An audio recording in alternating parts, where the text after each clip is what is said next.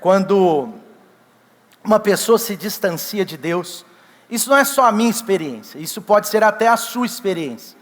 Se um dia você já distanciou de Deus, ou se você está distante de Deus, independente de estar na igreja ou não estar na igreja, mas a verdade é que a distância do ser humano de Deus causa muitos problemas. Uma vida distante de Deus é uma vida complicada. Não que uma vida próxima de Deus seja uma vida perfeita, mas uma vida distante de Deus, ela é uma vida cheia de problemas. E isso não é por um castigo de Deus.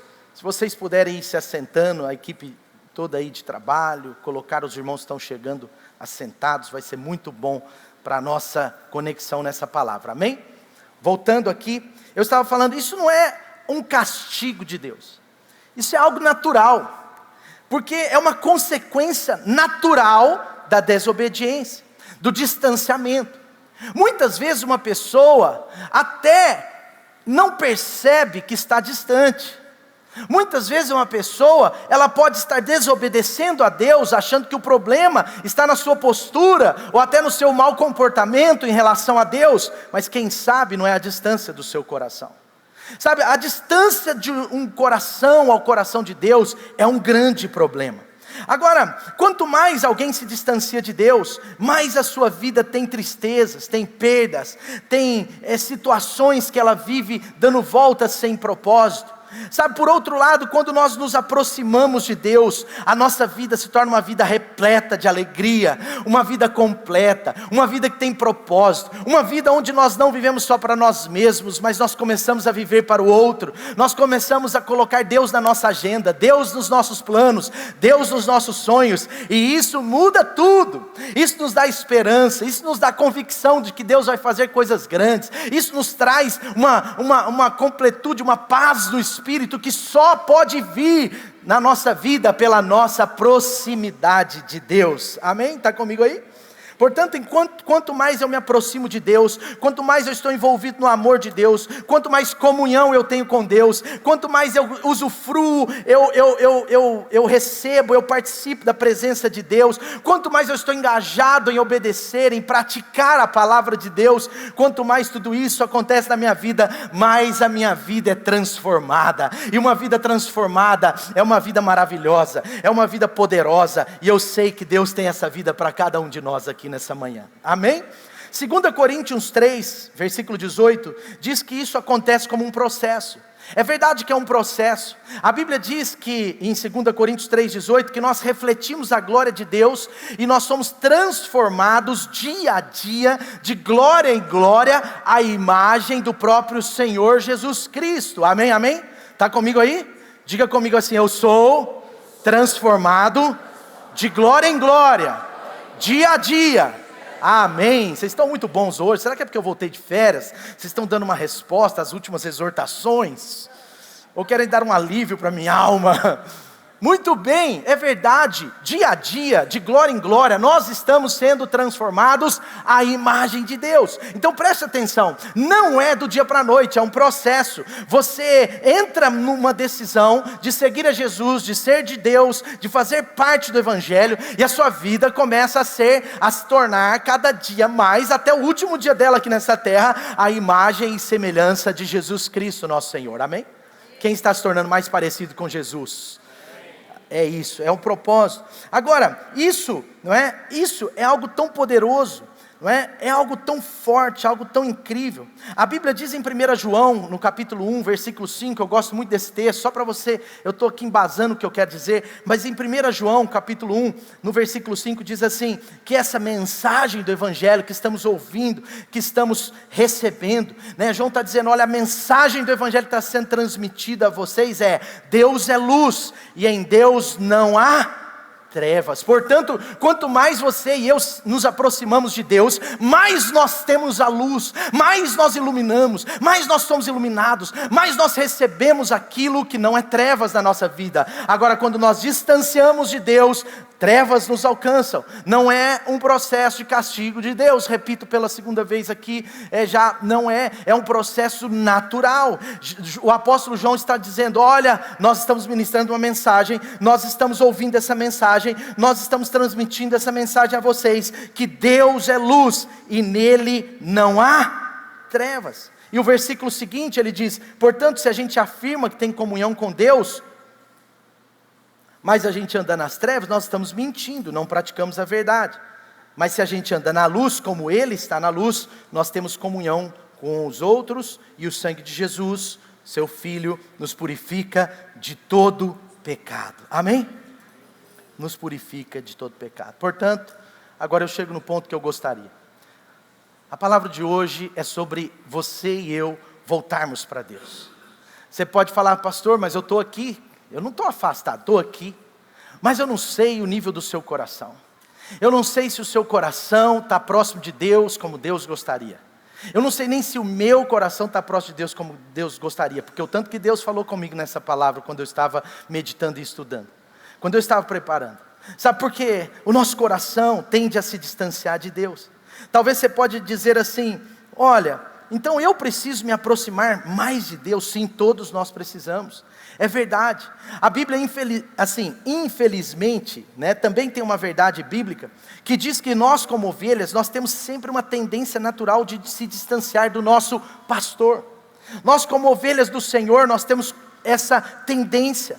A verdade é que às vezes mesmo sem perceber, a nossa comunhão com Jesus vai se esfriando. Às vezes mesmo sem perceber, você pode permanecer na igreja, permanecer fazendo os seus votos de congregação, permanecer até contribuindo, permanecer com tantas coisas, mas quem sabe o seu relacionamento com Deus está frio. Talvez você esteja aqui pela primeira vez, talvez você esteja aqui voltando aos caminhos de Deus, voltando a ter comunhão com Deus, mas eu quero dizer que, pela minha percepção, se você está aqui nessa manhã, é porque você realmente deseja algo mais de Deus. E Deus vai fazer isso na sua vida, amém?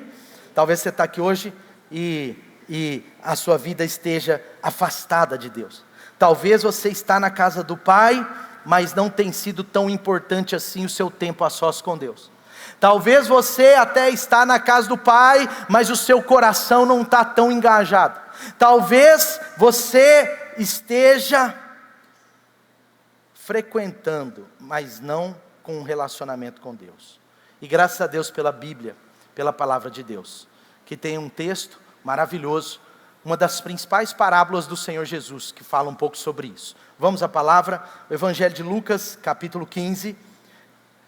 Evangelho de Lucas, capítulo 15, aqui talvez seja uma das principais parábolas de Jesus. Essa parábola é riquíssima. Algumas versões bíblicas chamam de a parábola do bom pai. Outras falam a parábola do bom Deus. E outras falam sobre a parábola do filho pródigo. Diga comigo, parábola do filho pródigo. Então, existem diversas versões, mas, diversos títulos dados depois que ela foi escrita. Mas aqui, Jesus, ele está falando um pouco sobre essa ideia de um homem publicano. Ele está falando isso para quem? Para os publicanos, para os, entre aspas, pecadores. Essa parábola hoje é para nós. Nessa parábola o pai é o próprio Deus, e os filhos somos nós. Essa parábola, ela não ficou naquela época, ela continua até hoje. E Jesus, ele está contando essa parábola a partir de outras duas. Porque, na verdade, alguns dizem que é uma só, mas Jesus, ele começa esse capítulo de Lucas, dizendo o seguinte: olha, tinha um pastor que tinha 100 ovelhas, e uma se perdeu. Ele está falando de uma ovelha perdida, mas depois ele fala, e essa ovelha foi reencontrada, ela volta ao seu pastor, e o seu pastor se alegra, e a sua ovelha se alegra. Diga assim comigo: a alegria, quando eu me aproximo de Deus. Sabe, você vê que essas parábolas, elas vão mais ou menos na mesma direção. E aí Jesus conclui: há muita alegria no céu quando um pecador se arrepende. Aí depois Jesus continua e fala: uma mulher, ela tinha 10 dracmas, e ela perdeu na sua própria casa 1 dracma. E ela começou a varrer a casa, ela levantou o tapete, ela levantou o sofá, ela empurrou a geladeira, e uma hora ela achou a dracma. Quando ela encontra a dracma, a Bíblia diz que ela chama suas vizinhas, ela chama suas amigas, e ela chama para que haja uma festa, e ela festeja porque a dracma perdida foi encontrada. E a palavra de Deus diz que Jesus fala de novo, fala assim, porque há alegria na casa quando um pecador se arrepende, porque há alegria na casa quando alguém que estava distante se torna próximo. Ele entra no assunto mais profundo. É o ápice dessas parábolas na mesma direção. E diz assim, Jesus continuou, um homem tinha 2 filhos. O mais novo disse ao seu pai, pai, eu quero a minha parte na herança. Ele repartiu sua propriedade entre eles. Não muito tempo depois, o filho mais novo reuniu tudo que tinha e foi para uma região distante. E lá desperdiçou os seus bens, vivendo irresponsavelmente. Depois de ter gasto tudo, houve uma fome naquela região, e ele começou a passar necessidade. Por isso, agora ele se tornou um empregado de um dos cidadãos daquela região, que o mandou para o seu campo, no pior emprego daquele contexto, que era cuidar de porcos. Gente, o porco para aquela região, não só para o judeu, mas para aquela região toda do Oriente Médio, não é algo bom não, é algo não só sujo literalmente, mas o porco para ele significa assim, como se fosse assim, lidar com o pior, lidar com coisa ruim, mas é um emprego que esse cara arrumou, é a parábola de Jesus, ele está querendo dizer da situação desse filho. Resumindo até aqui, esse filho, ele pede ao pai a sua herança, dentro da casa do pai, ele volta, ele vai para esse lugar terrível, para esse lugar onde ele gasta, gasta tudo irresponsavelmente, e agora ele está numa situação desesperadora, ele está num caos, porque uma vida distante de Jesus, mais cedo ou mais tarde, vai se tornar um caos. Uma vida distante de Jesus é uma vida com problemas. Uma vida distante de Jesus é uma vida onde não se encontra a eternidade. Uma vida distante de Jesus é uma vida, muitas vezes, onde a família não é valorizada. Uma vida distante de Jesus tem muitos problemas, e a vida desse filho se torna uma vida cheia deles, cheia dos problemas. Agora olha o que acontece no versículo 17. Caindo em si, ele disse, quantos empregados do meu pai têm comida de sobra, e eu estou aqui, passando fome? Eu me colocarei a caminho, e voltarei para a casa do meu pai, e lhe direi, pai, eu pequei contra o céu, e pequei contra o Senhor, eu não sou mais digno de ser chamado teu filho, então, trata-me mesmo que seja como um dos teus empregados. A seguir, ele levantou-se, e foi para o seu pai. Estando ainda longe, seu pai o viu, e cheio de compaixão, correu para o seu filho, e o abraçou e o beijou. O filho lhe disse, pai, eu pequei contra o céu, pequei contra ti, não sou mais digno de ser chamado teu filho. E o pai disse aos seus servos, vai, depressa, tragam melhor roupa, vistam nele, coloquem um anel no seu dedo, calçados nos seus pés, tragam um novilho gordo e matem-no, vamos fazer uma festa, vamos celebrar, vamos comemorar o seu retorno, porque esse filho, ele estava morto, mas voltou à vida, estava perdido e foi encontrado, e começaram a festejar. Tem uma versão que diz, e pai, filho e toda a sua casa começaram a celebrar. Amém? Está comigo aí? Sabe, eu já disse para você, essa é uma das principais parábolas. Esse filho, ele tinha tudo, mas não valorizava nada. Esse filho, ele tinha uma vida na comunhão de Deus, mas ele não percebia o valor disso.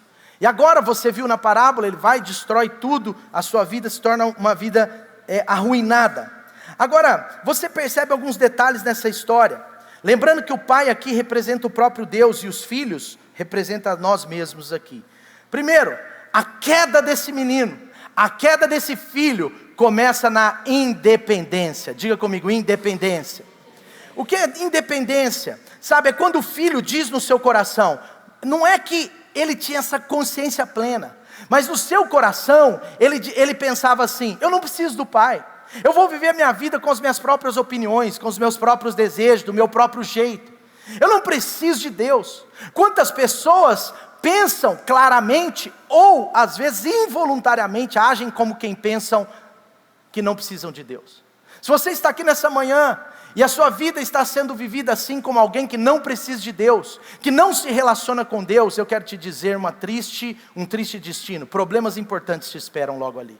Situações na sua vida espiritual. Não é uma palavra, eu nem tenho esse estilo de pregação, mas não é uma palavra ameaça. É a história, é natural. Você vê na história de todas as pessoas, você vê na história das gerações, das famílias, das nações. Quando um filho se torna independente de Deus, quando alguém se diz no lugar do próprio Deus, acontece isso. Esse menino, na verdade, ele saiu de casa porque o seu coração agora estava assim: eu não preciso de Deus. Ele era o próprio Deus da sua vida. No seu coração, ele se achava suficiente. Ele era humanista pleno. Ele era aquele que dizia: com as minhas forças eu alcanço. Basta o meu mérito, basta o meu esforço, basta o meu comportamento, basta eu ter dinheiro, basta eu ter uma promessa, basta eu ter uma poupança cheia de recursos. Eu não sei, mas a verdade é que ele se tornou independente. Deus não quer filhos independentes. Diga para a pessoa do seu lado: Deus não quer filhos independentes. É mais ou menos como se ele dissesse: eu não preciso do pai, tudo é direito meu. Veja como ele fala: tudo é meu, dá o que é meu. Pessoas com espírito de independência, muitas vezes, elas começam a achar que o que é nosso é só dela. Elas começam a achar que o que é do pai e dele é só dele. Elas começam a achar que o que é dos outros não importa, importa o que é dele. E são muitas vezes sinais que a gente não percebe. Por exemplo, talvez você seja cristão e o seu clamor tem sido exclusivamente pela sua vida. Eu não estou dizendo que você não pode fazer clamor pela sua vida, mas quando o clamor da sua vida é só sobre a sua própria vida, você tem que repensar o seu evangelho. Você precisa repensar, porque pode ser que você está como um filho pródigo. Ele só dizia: me dá o que é meu, eu quero o que é meu. Pai, me abençoa, Pai, abençoa minha vida, meu futuro, meu emprego, minha casa. Mas ele não orava pela salvação dos outros, pela vida dos outros, pela igreja que faz parte. Ele não contribuía aos outros, só contribuía a si mesmo. Quantos estão entendendo? Você percebe nessa vida uma independência. Outra coisa: antes do filho ficar longe do seu pai, o seu coração ficou longe. Você percebe que uma vida em que o coração está longe, ela tem esse foco errado. Outra coisa interessante no texto é que a insatisfação com a casa do pai foi uma brecha para fugir dela. Toda insatisfação é perigosa, nesse sentido. Toda insatisfação daquilo que Deus te deu é um perigo. 98% dos casamentos que terminaram tiveram mais do que 1 ou 2 anos de insatisfação. Quantos estão entendendo? A insatisfação é um caminho de morte. Você vê que no final, o pai fala assim: esse meu filho, ele estava morto e agora reviveu. Esse meu filho estava morto, e na vida real ele não estava morto, mas espiritualmente ele tinha morrido. Sabe, uma coisa que você tem que cuidar é quando a sua vida começa a ter insatisfação. Você começa a ter insatisfação com a sua família, com a sua esposa, com o seu marido. Resolva isso, trate o seu coração. Resolva isso, porque isso pode se tornar um abandono, uma fuga. Se eventualmente você estiver insatisfeito com a sua célula, resolva isso. Se eventualmente você estiver insatisfeito com a sua igreja, resolva isso. Há uma pesquisa agora, recentemente, de um canal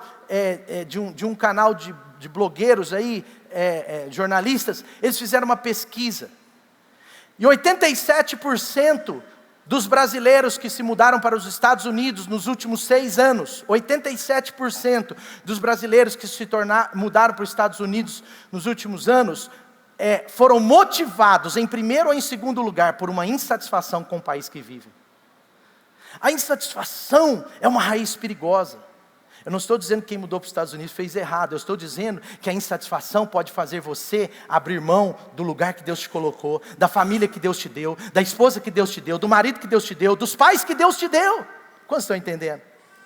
Quantas pessoas eu já ouvi, elas estão insatisfeitas no trabalho por uma coisa relativamente pequena, não resolvem isso, não falam com seus diretores, com seus gestores, não conversam, não comunicam, não abrem o coração, não fazem nada, e vão alimentando a insatisfação, e agora elas saem de um trabalho que elas talvez estavam prestes a ser promovidas, estavam prestes a se tornar um cargo maior, e elas vão para outro trabalho, e quando chega no outro trabalho, elas têm saudade daqueles que elas saíram. E aí o orgulho não deixa elas falarem, mas elas têm saudade daquele trabalho. Isso acontece nas famílias, isso acontece nas igrejas, isso acontece por quê? Porque você vê nessa história que esse menino, ele teve uma insatisfação, que ele criou no seu coração. Portanto, meus amigos e meus irmãos, cuidado com a insatisfação, porque ela pode ser um primeiro passo para se distanciar. Ela pode ser um primeiro passo para se distanciar do que é mais importante na sua vida, a sua comunhão com Deus. Talvez você não está satisfeito, você vai ver como essa palavra vai te ajudar a resolver isso, em nome de Jesus. Amém? Agora voltando à história aqui, ele está desesperado. Veja comigo, no versículo 17, diz assim, versículo 17, acompanhe comigo aí esse texto. Caindo em si, ele disse: quantos empregados do meu pai têm comida de sobra, e eu estou aqui morrendo de fome. Morrendo de fome, eu estou morrendo de fome. Sabe, até os empregados mais simples da casa do pai dele, tinham mais que ele, tinham uma vida melhor que ele. E aqui começa esses breves pontos, mas muito importantes para a sua vida, bem práticos dessa palavra. Porque essa palavra é sobre retorno. Essa palavra é sobre uma virada de Deus na sua comunhão. Essa palavra é sobre, talvez você que está meio distante se tornar muito próximo. Talvez você que está não tão próximo se tornar mais próximo. Talvez você que está distante hoje se aproximar de Deus, porque Deus quer se aproximar de você. Talvez você esteja meio frio em relação a Deus. Talvez você não está valorizando tanto a necessidade de ter um Deus na sua vida. Muitas pessoas não é que odeiam Deus. Muitas pessoas que estão distantes de Deus não odeiam Deus, mas não valorizam a comunhão com Deus. Aqui não é sobre você parar de odiar a Deus, aqui é sobre você aproximar de Deus, é sobre você tornar o seu amor por Deus prático, é sobre a sua relação com Deus, e certamente também com a família da fé. Talvez você esteja na igreja, mas a sua relação com Jesus está estranha, está distante. Falta oração, falta a presença de Jesus no seu dia a dia, falta a palavra de Deus enchendo o seu coração diariamente. Eu não sei, mas talvez você tenha dito assim para você mesmo: eu não tenho sentido a presença de Deus na minha vida. Eu já senti um dia, ou eu achei que eu ia sentir, mas não estou sentindo. Eu quero dizer, eu não sei o que passa dentro do seu coração, mas a situação que você está tem que mudar. Eu não sei o que passa dentro do seu coração, mas eu quero dizer que você, meu irmão, com muito carinho, preste atenção que essa palavra é para todos nós. Você precisa ter revelação da sua situação. Amém? E aqui eu quero dizer para você a primeira coisa que aconteceu na vida desse filho. O que será que aconteceu na vida desse filho que o fez retornar? Que fez se aproximar de Deus? Que fez ele voltar? A primeira coisa, ele se cansou da vida longe de Deus. Ele se cansou da sua vida miserável. Muitas pessoas não alcançam a prosperidade porque se contentam com a miséria. Assim também é em relação a Deus. Muitas pessoas não estão conseguindo se aproximar com Deus porque se acostumaram com a vida sem Deus. Se acostumaram com uma fé religiosa e fria, somente religiosa. Se acostumaram às vezes a ir às igrejas no domingo, mas esquecer de Deus de segunda a sábado. Alguém teve que escrever um livro chamado Cristãos Ateus. Porque a igreja nunca teve tantos cristãos ateus como nós temos hoje.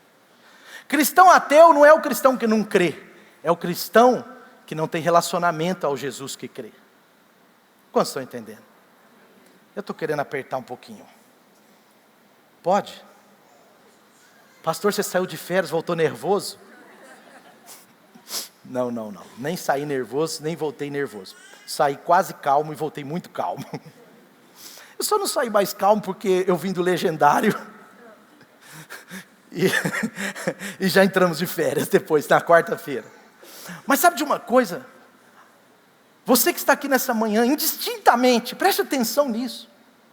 Talvez a sua vida está um pouco distante de Deus, e eu não estou falando só de alguém que não está nada conectado a Deus, mas eu estou dizendo sobre nós que temos que nos aproximar mais, nós que temos um banquete distante diante de nós, nós que temos um Deus que está sempre próximo, que nos quer diante da sua presença, que nos quer contemplando e vivendo da sua alegria. Talvez o que precisa, está no versículo 17, ele caiu em si. Gente, a vida desse homem se tornou amargurada, e agora ele tem uma santa indignação. Ele diz: eu não vou viver assim mais, eu estou cansado de me enganar, eu estou cansado de mentir para mim mesmo, eu estou cansado de viver uma vida rasa no Evangelho, eu estou cansado de viver uma vida que só encontra Jesus no domingo, eu estou cansado de viver uma vida que só ouve a palavra no domingo, mas não está com ela na semana. Eu estou cansado dessa vida cristã que eu mesmo estou limitando, eu não posso viver assim. Eu estou cansado de não ter Deus na minha vida, eu estou cansado de achar que eu sou o próprio Deus da minha vida, porque isso está me levando para um buraco, para um caos.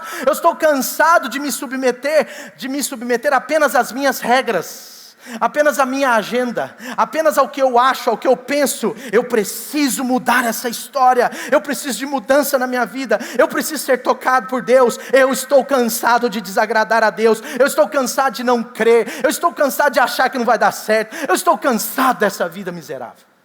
Foi isso que fez desse homem se tornar alguém que começou a voltar. Muitas pessoas não começam a voltar à comunhão porque elas estão acomodadas na falta dela. Muitas pessoas não conseguem viver um evangelho pleno porque realmente se acostumaram com o evangelho razoável. E o evangelho bíblico, ele é completo. Ele tem tudo que você precisa e muito mais. O evangelho bíblico, ele tem força para a sua alma, força para o seu espírito, ele tem cura para você, ele tem graça sobre a sua vida, ele tem alegria nos dias difíceis. O evangelho, ele tem solução para todos os problemas. O evangelho, ele é poder de Deus. Ele é poder de Deus. Mas a primeira coisa que você e eu precisamos para voltar, para fazer o caminho de volta, para nos aproximar de Deus, é cair em si, é cansar. Quando você às vezes se compara demais com outras pessoas, pode ser que você não está enxergando o que Deus está fazendo na sua própria vida. Eu estou cansado de viver uma vida de pecados não resolvidos. Sabe, eu estou cansado de não confessar a Deus diariamente, eu estou cansado de não buscar a Deus. Eu não sei o que é o seu cansaço, mas não sei o que é que você precisa dizer isso, mas você precisa dizer: eu estou cansado dessa vida. Sabe, a passividade espiritual, ela é um problema, e é um problema maior nos dias de hoje. É um problema maior nos dias de hoje. Sabe, hoje nós vivemos num mundo da terceirização. Eu cheguei num banco, e o funcionário do banco estava me ajudando, me levou para o gerente, conversou comigo, isso tem uns 2 anos, me levou para o gerente, conversou comigo e tal. Aí quando ele sentou do lado, eu já tinha falado da minha vida para aquele funcionário, e de repente eu li no crachá dele, estava escrito o nome de uma empresa. Eu falei: meu Deus, fui enganado. Ele não é funcionário do banco, esse cara está me enganando. Aí o gerente chegou, me cumprimentou, não olhou na cara dele, levantou minha mão para mim, não viu ele. Aí de repente ele levantou e saiu. Eu falei: moço, espera aí, você viu aquele cara que estava aqui do lado? Aí ele: qual? Meu Deus.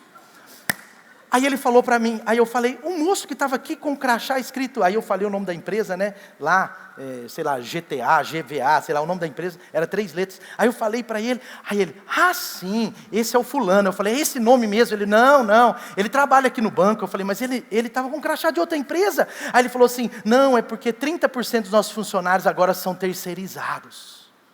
Ele fica aí atendendo no caixa automático, ele dá instrução, ele pega envelope, ele não sei o quê. Aí, dentro de uma agência de banco, você tem funcionários terceirizados, você tem segurança terceirizada, você tem faxineiros terceirizados, você tem cobrador de advogados terceirizados que cobram os devedores, você tem cerca de 5 classes, pelo menos, claramente ali que estão terceirizadas. Está comigo aí, sim ou não? Nós vivemos num mundo de terceirização. Mas por que eu estou te contando isso? Porque nós não podemos trazer isso para a nossa fé. Você não pode terceirizar o seu momento de oração. Você não tem como terceirizar a sua vida com Deus. A sua vida com Deus é de filho para pai, é de pai para filho. Ninguém vai fazer isso por você. Ninguém. Não tem como a gente terceirizar aquilo que Deus tem para nós. Quantos estão entendendo?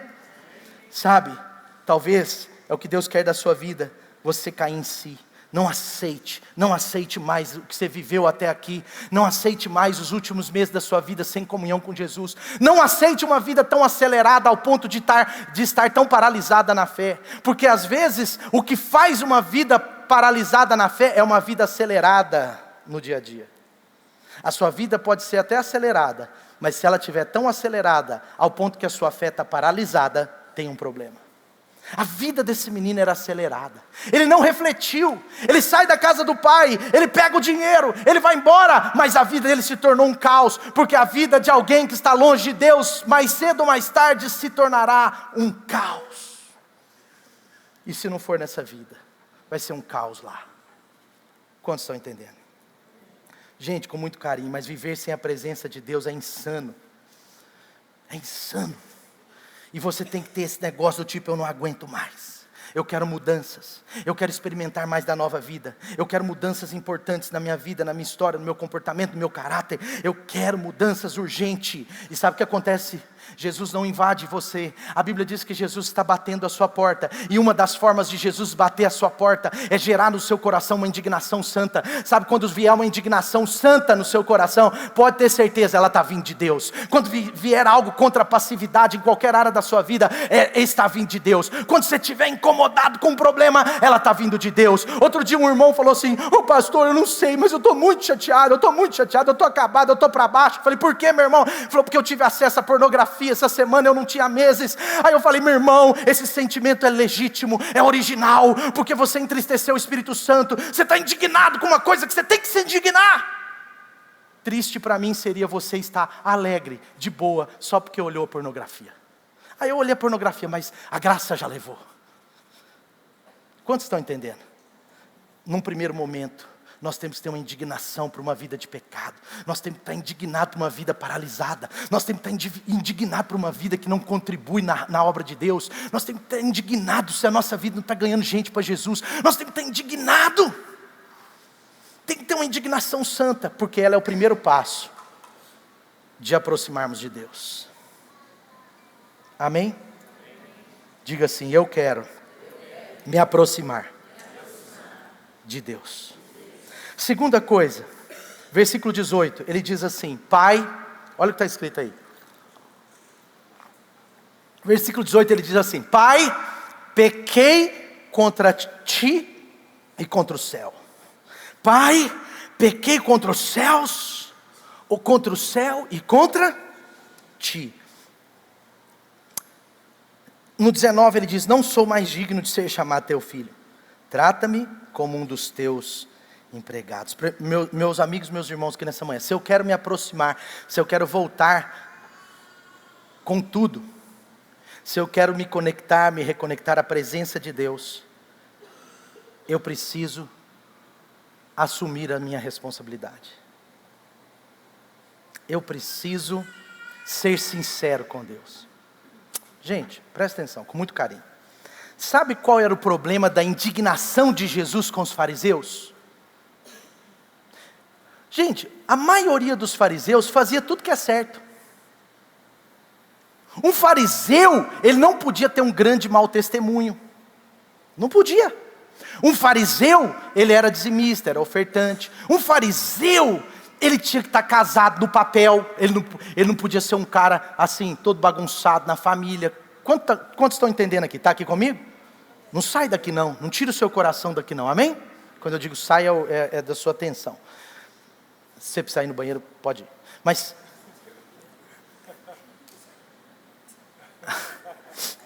todo mundo teve aquela professora que proibia ir no banheiro, né? E todo mundo teve um amigo que quando a professora proibiu, né, deu errado. Mas preste atenção. O que eu estava falando? O fariseu, obrigado. O fariseu, preste atenção. O fariseu, ele não era uma pessoa má. Ele não era uma pessoa desobediente. Qual era o problema do fariseu? Preste atenção nisso. O problema do fariseu é que ele era dissimulado. Só que nós podemos ser dissimulados com as pessoas, mas não com Deus. Nós podemos ser mascarados com as pessoas, mas não com Deus. Nós podemos não ser sincero e transparente com as pessoas, mas não com Deus. Deus vê o coração, Deus vê você, independente do tamanho do telhado, das lajes que tem em cima da sua casa, dependendo de onde você esteja. Deus não só vê o que você faz, o que eu faço, mas Deus vê o que o nosso coração intenciona. Deus vê o que o nosso coração pensa. E qual é o problema? O problema é que os fariseus, eles tinham um comportamento bonito, mas eles tinham um coração perverso. O problema dos fariseus não estava no comportamento diretamente, mas estava diretamente no problema da sua falta de sinceridade, de singeleza. É claro que eu não estou dizendo que eles eram perfeitos, que ninguém é, mas assim, no geral, eles eram pessoas, no geral, bem comportadas.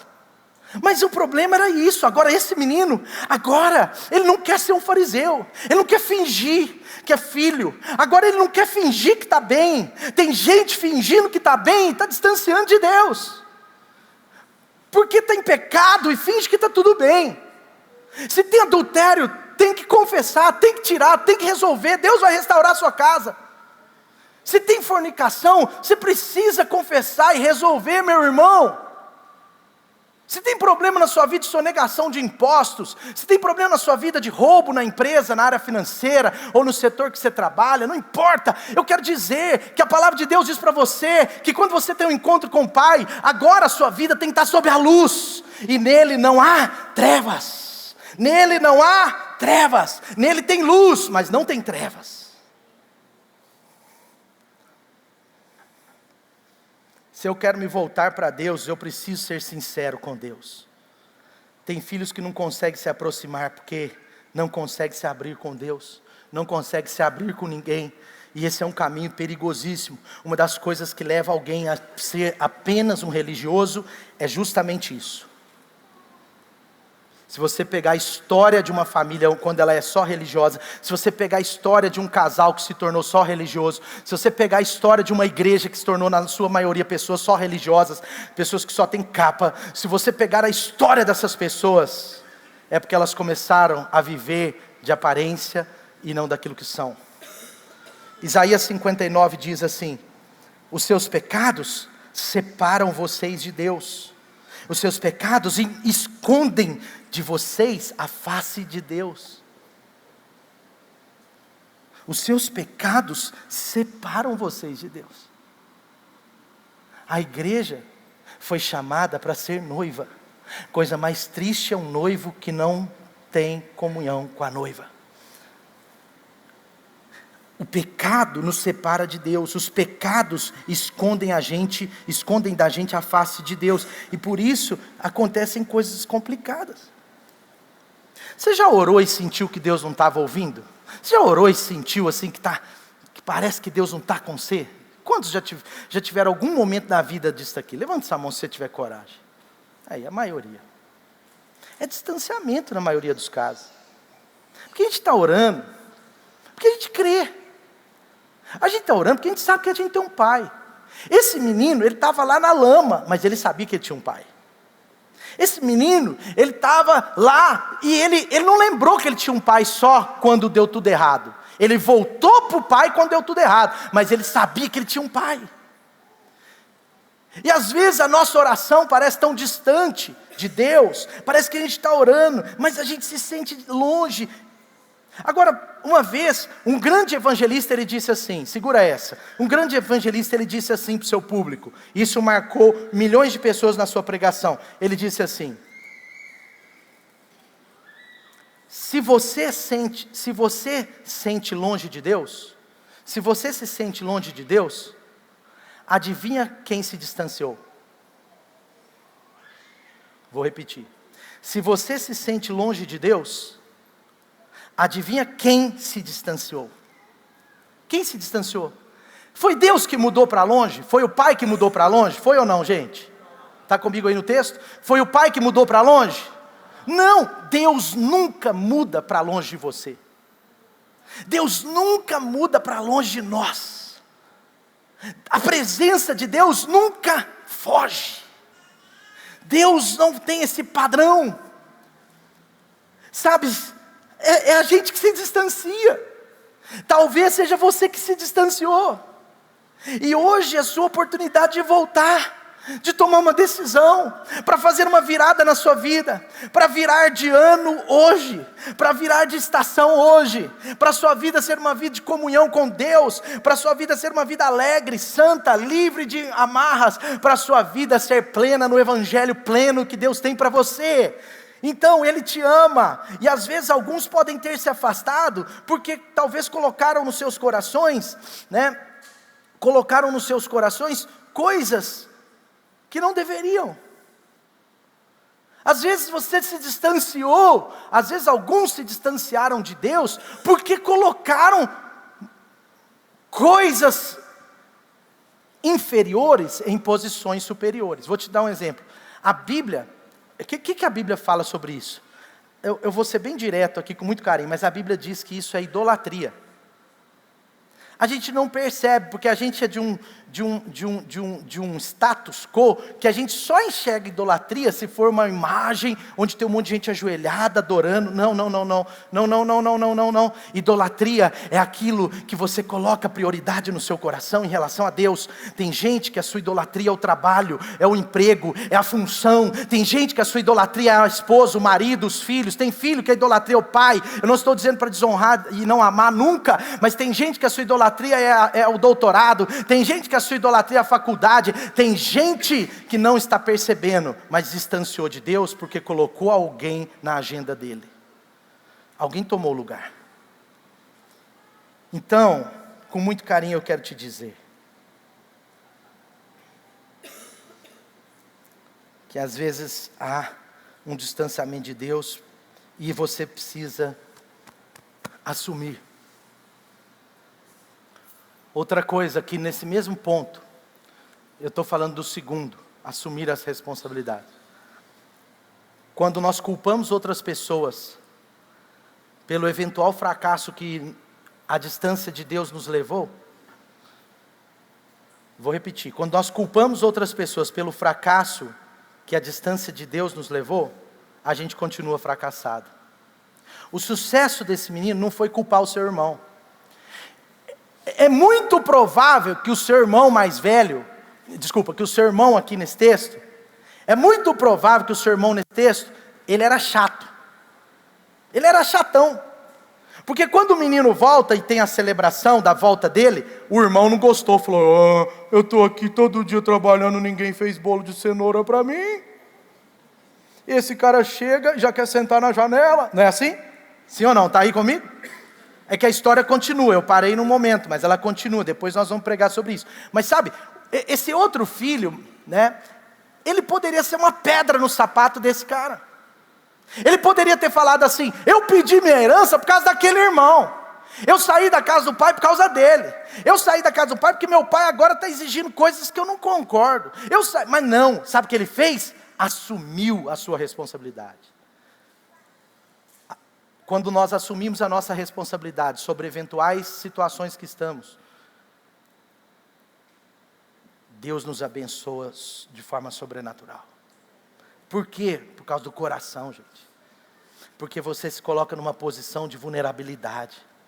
Porque você fala: eu pequei, eu afastei, eu esfriei, Então não culpe o seu estilo de vida, não culpe o emprego que você tem, não culpe o lugar que você tem. É o emprego que eu tenho. Você tem um emprego há 5 anos e a culpa é do emprego. Então você vai morrer culpando o emprego. Se for um caso extremo, talvez você tenha que mudar de emprego.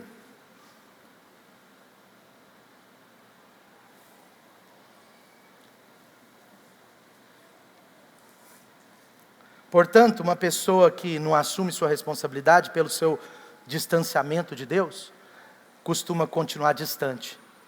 Mesmo que ela queira se aproximar, ela não consegue. Porque para se aproximar de Deus, você tem que assumir sua responsabilidade.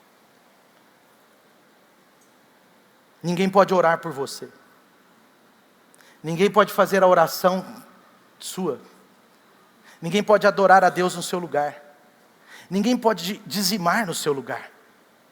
Mesmo que eu coloque no meu envelope o nome de todo mundo aqui, ó, eu vou dizimar. Aí eu tenho compaixão de 7 irmãos assim, que me abriram o coração, que não estão... Aí eu coloco o nome dos 7, eu vou colocar. Não vai adiantar. Porque não é seu sacrifício. Não é a sua entrega. Não é a sua fidelidade. Está sendo a minha. Nós temos que assumir, gente. Assume. Assume que você está fazendo coisa errada. Assume que você que foi e deu passos naquele vício. Assume que foi você que vacilou. Assume que foi você que não perdoou. Assume que essa amargura criou raiz porque você deixou. E você vai ver Deus. E você vai ver você se aproximando de Deus. Você vai ver a sua comunhão com Deus aquecer. Amém? Isaías capítulo 1, versículo 18 diz assim: embora os seus pecados sejam vermelhos como a escarlate, eles se tornarão brancos como a neve. Embora sejam rubros como a púrpura, como a lã se tornarão. Amém? Amém. Se vocês estiverem dispostos a obedecer, comerão o melhor, ou os melhores frutos dessa terra. Aleluia! Por isso que a Santa Ceia, Paulo está insistindo, cada um examine-se. Cada um se examine, cada um precisa examinar a si mesmo, cada um precisa fazer o seu check-up espiritual. Paulo não fala assim, para ceiar, cada um tem que examinar o do lado direito, examine o do lado esquerdo, e eles ficam lá, deixa eu examinar. Não, ele fala, cada um examine-se, cada um olhe para si, cada um assuma a sua responsabilidade, para que esse momento seja a celebração que Deus quer. Amém? E você tem a opção de ter essa cultura também de confissão. Preste atenção, diga comigo assim, confessar, não, diga diferente, confissão é proteção. Mais uma vez, confissão é proteção. Provérbios 28 diz assim: aquele que confessa o seu pecado e o deixa e o abandona, encontrará misericórdia. O que é confessar um pecado? É assumir, gente. É assumir. Quando nós confessamos, a gente está praticando a humildade diante de Deus, a vulnerabilidade diante de Deus. Aí o apóstolo Tiago está percebendo que alguns da igreja primitiva estavam confessando a Deus, mas não conseguiam sair daquela circunstância. Aí ele disse assim, em Tiago 5,16, aí ele disse assim: confessem os seus pecados uns aos outros para serem curados. Meu irmão, confessou, pecou. Olha, confessei, fiz fofoca. Confessei a Deus, Senhor, perdoa a fofoca. Fiz fofoca de novo. Não seguro a língua. O que você faz? Você procura um presbítero, um pastor, um líder de célula, um supervisor de célula, um líder de ministério, uma pessoa mais madura de alguma forma, e você abre o coração. Muitas pessoas não estão vendo Deus, não estão conseguindo ver Deus de perto, não estão se aproximando do Pai, porque ainda estão presas em pecados, em vícios, em circunstâncias. Meu irmão, com muito carinho, se você ainda não casou, se case, resolva a sua vida.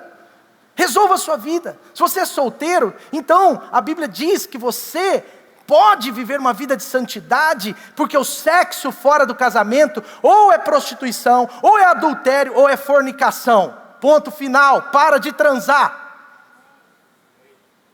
Porque isso está te distanciando de Deus. Não é de mim, eu nem sei. É de Deus. Sua vida está se tornando fria, miserável. Você está se tornando um caos. Isso vai refletir no seu casamento. Os primeiros anos do seu casamento vai ser bem mais ou menos. Porque pecado tem consequência. Casa, meu irmão. Você tem medo de casar? Casa, meu irmão. Casa. O cara é homem demais para se juntar, mas não é homem para casar, não entendo. Deus quer a sua vida feliz, Deus quer uma família maravilhosa, Deus quer fazer vocês serem fonte, assim, serem como se fosse assim, uma família frutífera, como se fosse assim, uma cooperação à fonte de bênção que é o Senhor. Sua família vai ser chamada para ajudar outras, vai ser um reflexo de Deus aqui. Então, meu irmão, vamos, nós somos a igreja do Senhor. Deus nos chama para ficar na casa dEle, próximos dEle. E a nossa imoralidade que tanto nos distancia. Quantas vezes nós nos tornamos frios por causa da pornografia? nós nos tornamos pessoas tão frias, tão distantes de Deus. E não é castigo de Deus, isso é natural. Quantas vezes nós, quando eu digo nós como igreja, quantas vezes nós não vigiamos a nossa língua? Quantas vezes nós temos inveja do outro? Quantas vezes nós não celebramos o que Deus está fazendo na vida do outro? Quantas vezes nós olhamos para o outro com os olhos carnais? Confesse uns aos outros para serem curados. Curados. Se você quer cura, confesse. Tem gente para te ajudar. Essa mensagem não é para excluir ninguém, porque todos nós somos alvos dela. Essa mensagem é para incluir você mais perto de Deus, para trazer você para perto de Deus. A mensagem do Evangelho nunca mudará. A mensagem do Evangelho é a restauração das nossas vidas, corpo, alma e espírito. A mensagem do Evangelho nunca mudará, é a cruz do Senhor nos redimindo do pecado. Quando Jesus, ele encontra aquela mulher que foi pega em adultério, ele diz, ele diz para eles, aquele que não tiver pecado, pode atirar a primeira pedra. Talvez se algum discípulo mais atirado tivesse lá, ia pegar a pedra da sua mão, ia colocar nas mãos de Jesus, e ia sair, porque o único que poderia atirar a pedra, era o próprio Jesus. Ele atirou a pedra? Sim ou não? Não, Jesus não atirou a pedra, porque ele não está para condenar, ele não está para, porque uma coisa, meus irmãos, preste atenção. Uma coisa, isso é mais profundo, mas eu quero te dizer, uma coisa é a gente trazer luz às circunstâncias, outra coisa é condenar aquilo que foi colocado sobre a luz. Quantos estão entendendo?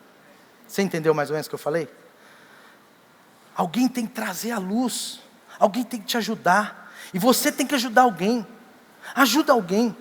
Meu irmão, já deu tempo de vício, você não precisa mais estar viciado, você não precisa mais. Deus quer você próximo, Deus quer você dando passos, Deus quer você dizendo, olha, eu pequei contra ti, mas eu não vou pecar mais, porque Jesus virou e falou assim, eu não vou tirar a pedra. E aquela mulher chorou aos pés de Jesus, quebrantadíssima. Mas Jesus virou para ela e falou assim, vai, e peque de novo, que eu volto aqui para te ajudar. Vai, se você se sentir tentada, vai lá, transa com o casado lá, mas volta aqui que eu resolvo. Eu sou pura graça. Eu resolvo, olha, eu te dou alívio, vai lá. Sabe por que Jesus não disse isso? E ele podia dizer, porque ele é graça mesmo. Mas sabe por que ele não disse isso? Porque ele queria aquela mulher restaurada, ele queria aquela mulher próxima, ele queria aquela mulher em comunhão com ele queria aquela mulher frutificando, dando bom testemunho, ele queria aquela mulher feliz, porque quem sabe que tem um pai, mas vive em pecado, nunca estará feliz. Ele queria aquela mulher leve. Está comigo aí, sim ou não? Aí ele virou para ela, vá e não peques mais. Pode ir, mas não peca de novo não. Pode ir, porque o que eu fiz na sua vida é suficiente para você dizer não ao pecado.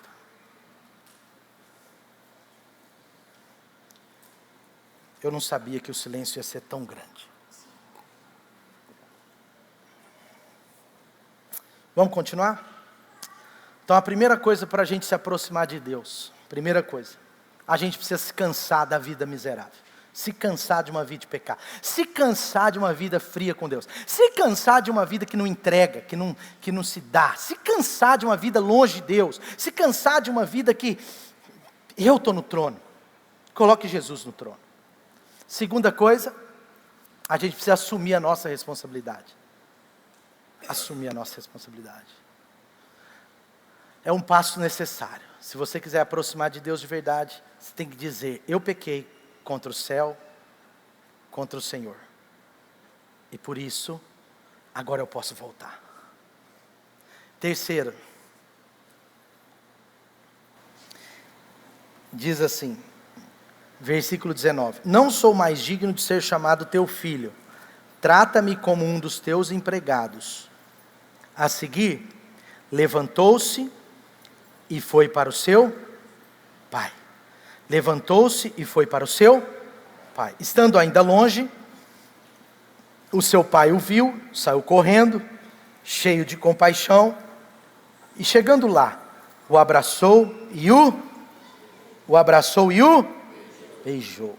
Veja que interessante, ele abandona o pai com o coração egoísta, olha que legal, ele abandona o pai com o coração do tipo assim, isso é meu, eu quero o que é meu, eu sou independente, eu não preciso de Deus, eu não preciso do meu pai, não faz diferença uma vida próxima ou longe, o que importa é que eu tenho pai, eu vou viver numa terra distante. Ele sai da presença do pai com o seu próprio eu no trono, mas olha que interessante, ele sai esse cara egoísta, mas olha como ele volta se entregando, ele volta dizendo assim, pai, eu preciso do Senhor, pai, eu estou entendendo que sem o Senhor eu não sou nada, sabe, ele volta assim, pai, o que eu posso fazer pelo Senhor? O que eu posso trabalhar pelo Senhor? Ele sai dizendo assim, aqui na casa do pai tem muito trabalho, eu quero trabalhar para mim mesmo. Mas ele volta dizendo, eu preciso trabalhar para meu pai de novo. Ele volta a dizer, ele sai da casa do pai, dizendo assim, o que ele pode fazer por mim? Faça, pai, você pode fazer isso por mim, então faça logo. Dá minha herança, quero ir embora. Mas ele volta dizendo, pai, eu estou aqui, o que eu posso fazer por você? O terceiro passo para voltar e se aproximar de Deus é se entregar. O Evangelho não é sobre você só pedir, o Evangelho é principalmente sobre entrega. Hoje o que os pais vão fazer aqui daqui 10, 20 minutos, não sei, 25, 20, sei lá, mas os pais vão fazer o quê? Entregar os seus filhos. Entregar. Eles vão dizer, Deus, eu quero apresentar essas crianças. É uma entrega. Ninguém que se entregou verdadeiramente ao Pai se arrepende. É a maior e a melhor entrega que a gente precisa fazer na nossa vida. Ele volta para a casa do Pai e ele diz assim, eu quero me entregar, eu quero voltar. Pastor, mas isso não é um processo? É sim. Mas existe uma decisão por aceitar o amor de Deus, gente. É um processo sim, mas a data que ele voltou para casa era uma só.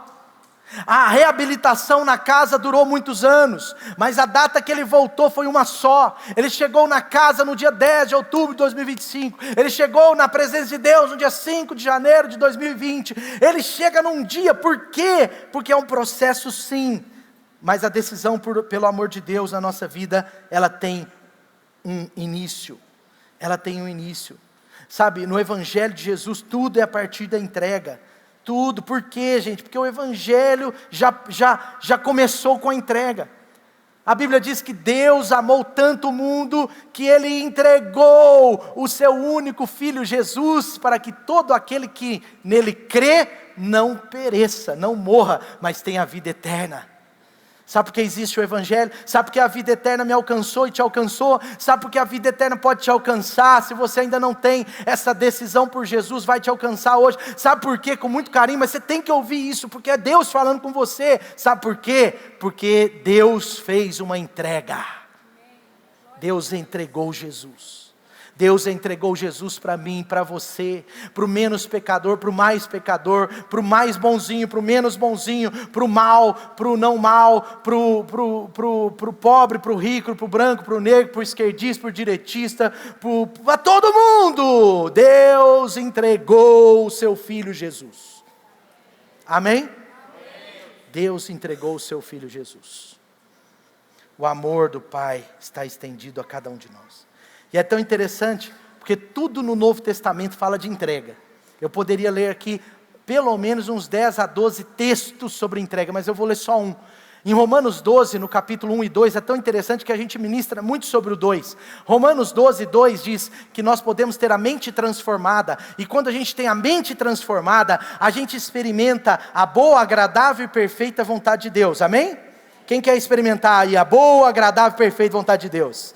Graças a Deus, eu sei que você quer, eu também quero, mas sabe de uma coisa? Na verdade ele não se desconecta ao versículo 1, o versículo 2 é uma continuidade do 1, de fato é, e o versículo 1 diz assim, olha o que diz o versículo 1, diz assim, não se amoldem ao padrão desse mundo, né? Ah não, esse é o 2, desculpa, pelas misericórdias do Senhor,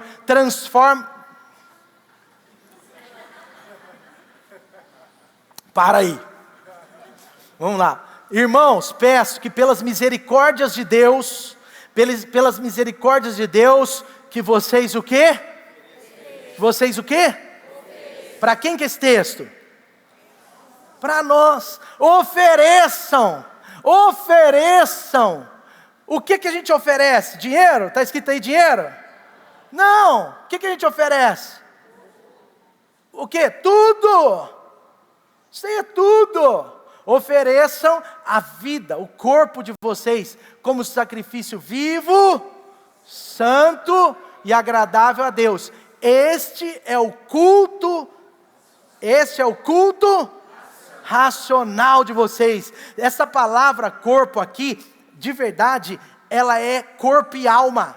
É corpo e alma. Aqui a Bíblia, nós somos um ser tridimensional, nós somos corpo, alma e espírito, isso é muito claro na Bíblia, mas o único texto, um dos poucos textos, que trabalha só a questão do homem em duas partes, é aqui, porque aqui não está falando do espírito, o espírito já está com Deus, se você é salvo em Jesus, aqui é muito claro, ele está falando, ofereçam o seu corpo e a sua alma, a sua força interior, a sua força exterior, seus sentimentos, a sua mentalidade, por isso que no segundo ele fala da mente, mas sabe de uma coisa, ele está dizendo, você quer viver o Evangelho? Quero. Você quer experimentar a boa, agradável e perfeita vontade de Deus? Quero. Você quer expressar um culto a Deus? Quer? Quem quer cultuar a Deus aqui nessa manhã?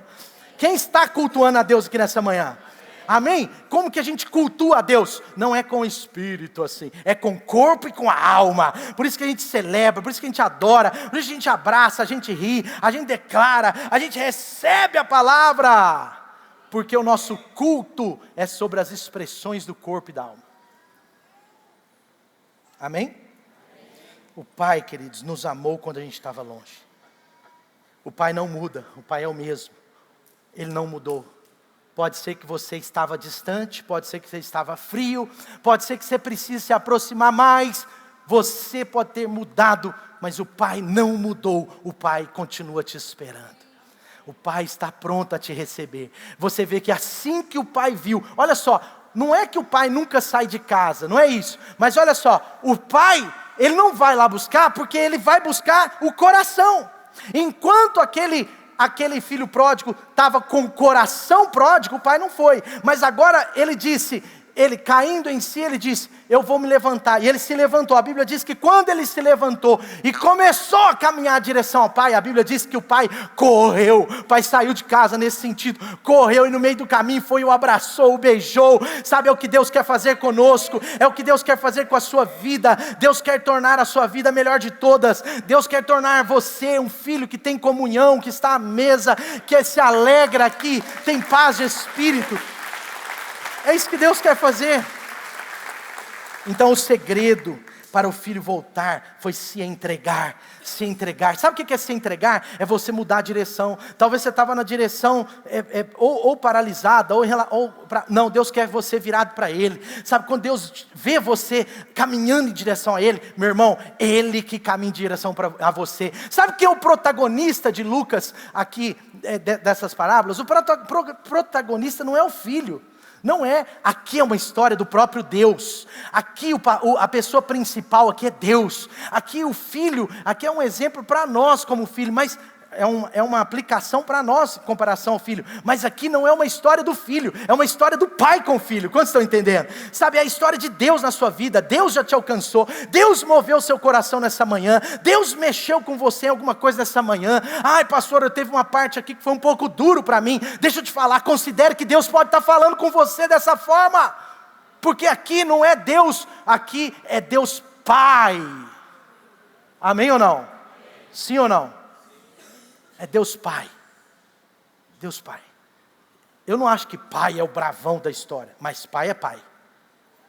99% das crianças tem um pouco mais de temor ao pai do que a mãe.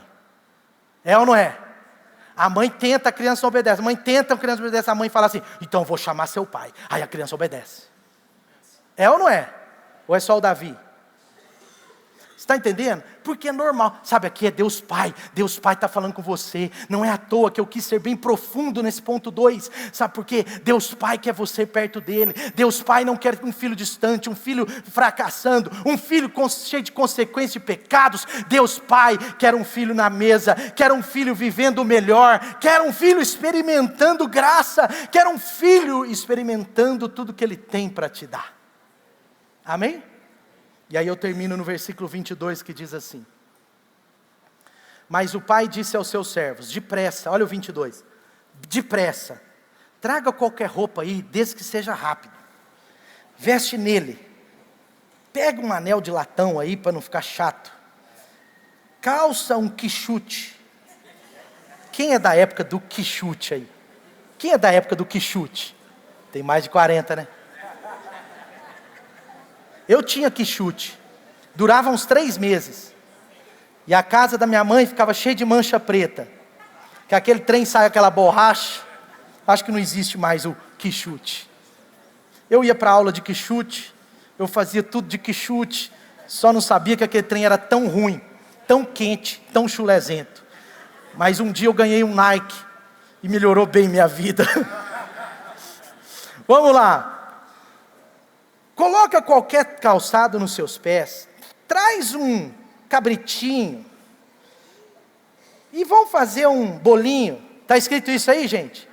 Não, olha o que está escrito, pega comigo aí a ideia, olha só, o filho volta, o filho agora está próximo, o filho se conecta ao pai, o filho agora é salvo, o filho agora, ele está em comunhão com Deus, agora ele está buscando orar, ler a Bíblia, agora é um filho próximo, agora é um filho que está obedecendo, ele largou a vida de pecado, ele pediu perdão, ele confessou, ele está trabalhando, ele não está passivo em relação à vida espiritual, pelo contrário, ele está animado, agora o pai está revestindo ele de quê? De muita graça, de muita autoridade, e olha só, ele fala assim, tragam para ele a melhor roupa, o melhor novilho, o anel era da autoridade de filho, era identidade, ele está dizendo, eu vou trazer uma identidade, ele vai ser parecido comigo, dia a dia, de glória em glória, a minha imagem e semelhança, eu vou abençoar os seus recursos, eu vou abençoar a sua mesa de comunhão, o novilho, não era dinheiro, o novilho gordo aqui, é que Deus ia abençoar a mesa, o novilho gordo servia muita gente.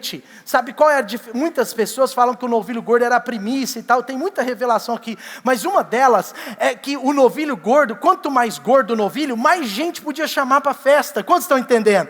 Sabe, Deus quer a sua vida influenciando muitas pessoas, a sua mesa estará cheia de gente quando sua vida estiver próxima a Jesus. Quanto mais próxima a sua vida a Jesus, maior é o tamanho da sua mesa, as pessoas vão servir, vão ser abençoadas, aleluia. Ele não pegou o novilhozinho, ele pegou o melhor novilho, o gordo. Cuidado para ninguém te achar.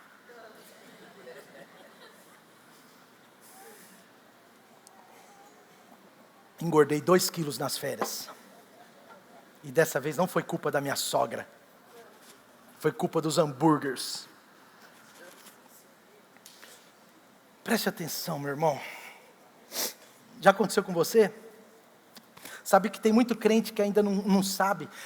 Eu não sei, quando eu era pequeno, a minha mãe fazia um omeletezinho para mim, que eu adorava. Era um omelete de espinafre. Você já comeu omelete de espinafre? Gente, era muito espinafre,